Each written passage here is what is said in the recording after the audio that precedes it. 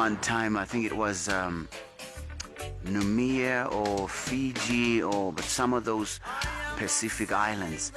We had prisoners escaping from jail to come and see our show.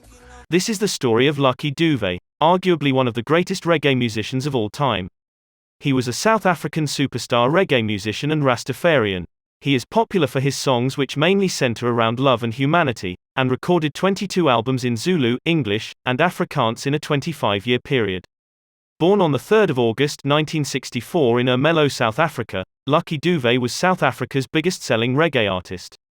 Dube was born in a township near the small mining town of Ermelo.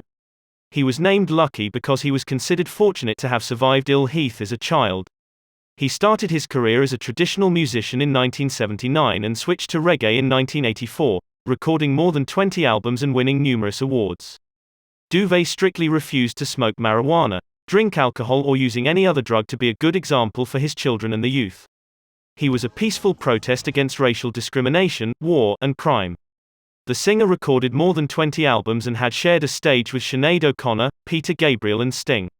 His first album, released in 1984 with the title Rastas Never Die, was banned by South Africa's apartheid government.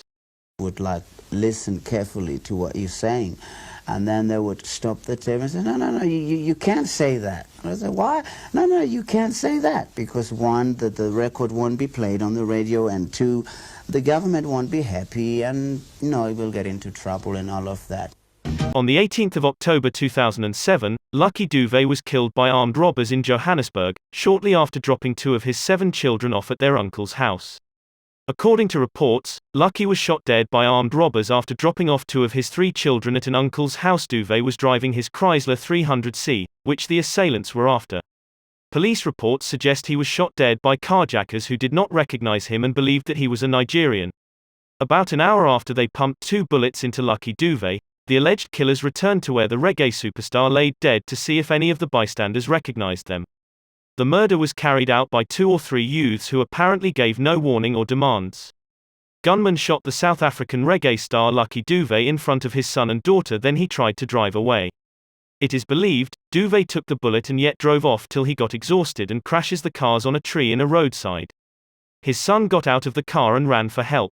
His daughter, 16, also in the vehicle, was unharmed.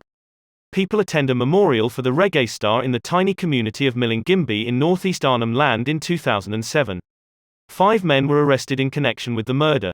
3 were tried and found guilty on the 31st of March 2009. The men were sentenced to life in prison.